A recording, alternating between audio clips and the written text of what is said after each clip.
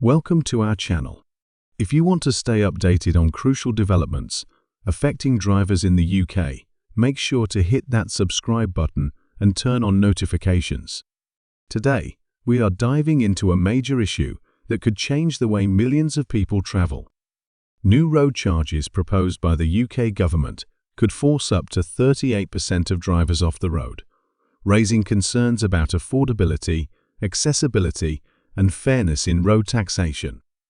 This could have far-reaching consequences not only for personal vehicle owners, but also for businesses, transport services, and the overall economy. So, what exactly is happening, and why is this such a big deal? The UK government has been looking for ways to offset the massive decline in fuel duty revenue as more drivers switch to electric vehicles, EVs, traditionally.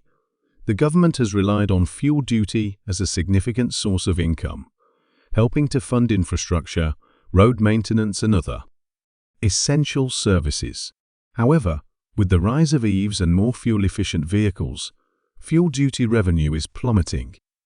To address this, policymakers are considering implementing a per-mile road tax system, which would charge drivers based on the distance they travel rather than the fuel they consume.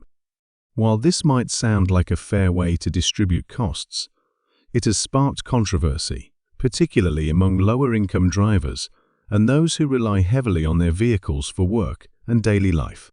For many drivers, the proposed road charges could mean an increase in travel costs, making it more expensive to commute, run a business, or simply go about daily routines. The think tank proposing this system has suggested a rate of around 1pp per mile for cars and between 2.5 pep and 4pp per mile for larger vehicles like vans and trucks. While these figures may seem small at first glance, they quickly add up. For example, a driver covering 10,000 miles a year could end up paying an additional £100 annually, while a delivery driver covering 30,000 miles might see their costs rise by £300 or more. For businesses with large fleets, this could translate into thousands of pounds in additional expenses, which could then be passed on to consumers through higher prices for goods and services. One of the biggest concerns is the disproportionate impact on low-income households. Many people in lower income brackets rely on their cars for work, particularly those who live in areas with poor public transport options. Unlike wealthier individuals who might have the flexibility to work remotely or use alternative transport, these drivers have no choice but to drive. If road charges make driving unaffordable, many people could find themselves unable to get to work, leading to job losses and financial hardship. Furthermore, rural communities, where public transport is often inadequate or non-existent, could be hit the hardest. Without a car, daily necessities like grocery shopping, medical appointments, and school runs become significantly more difficult. Small businesses that depend on transportation, such as delivery services, taxis, and tradespeople, could also feel the pinch. A higher cost of driving means increased overheads, which could result in job cuts, price hikes, or even businesses shutting down.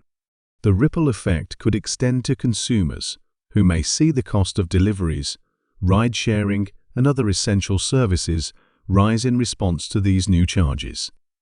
The question many people are asking is whether this is truly the best approach to replacing fuel duty, or whether there are alternative solutions that could be fairer and less harmful to everyday people. While the proposed tax is intended to compensate for lost fuel duty revenue, critics argue that it could discourage people from driving altogether, leading to reduced economic activity.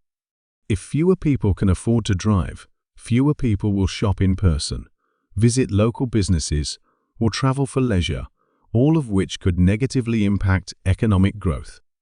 Additionally, some experts warn that the tax could disproportionately affect certain job sectors, such as delivery drivers and taxi operators, who have no alternative but to drive as part of their livelihood. The idea of road pricing isn't new, and some other countries have experimented with similar systems. But the concern in the UK is whether such a tax would be implemented fairly. One proposed solution is a more dynamic system that takes into account factors like income levels, vehicle emissions, and road congestion. A tiered pricing system, for example, could ensure that those who rely on their vehicles for work and live in rural areas are charged less than those who have more alternative transport options. Another approach could be increasing investment in public transport to provide a viable alternative for those who might be priced out of driving. However, any solution must strike a balance between ensuring government revenue for road maintenance and not disproportionately burdening those who can least afford it. Another major issue is how the government plans to track mileage.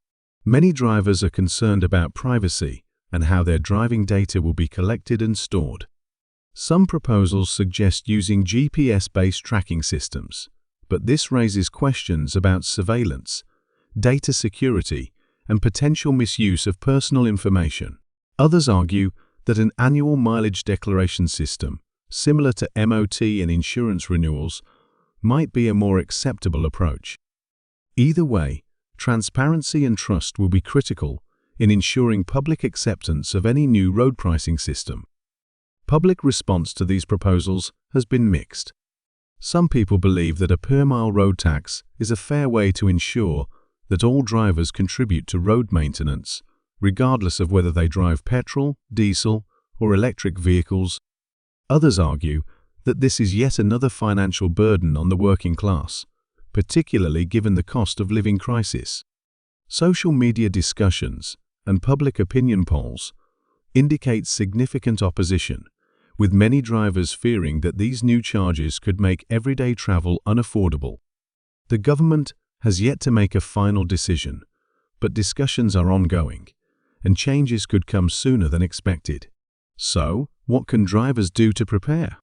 First and foremost, staying informed is crucial. The situation is evolving, and new details could emerge at any time. Engaging in public consultations, signing petitions, and voicing concerns to local MPs could influence how these policies are shaped. Additionally, drivers should consider alternative transportation options where possible, whether through carpooling, public transport, or even exploring more fuel-efficient vehicles. Businesses that rely on transportation should start assessing potential cost impacts and consider ways to mitigate them, such as route optimization or adjusting pricing strategies. Ultimately, the future of road pricing in the UK is still uncertain. While the need to replace declining fuel duty revenue is understandable, the approach taken must be fair, equitable, and mindful of the real-world impacts on everyday people. The debate over road charges will likely continue, with strong opinions on both sides.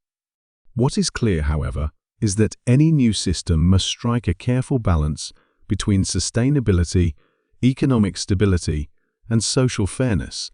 The UK is at a crossroads, and the decisions made now will shape the future of transportation for generations to come. If you found this discussion insightful and want to stay updated on further developments, make sure to subscribe to our channel and turn on notifications. Leave a comment below with your thoughts on these proposed road charges. Do you think they are necessary, or are they an unfair burden on drivers? We'd love to hear from you. Thanks for watching, and we'll see you in the next video.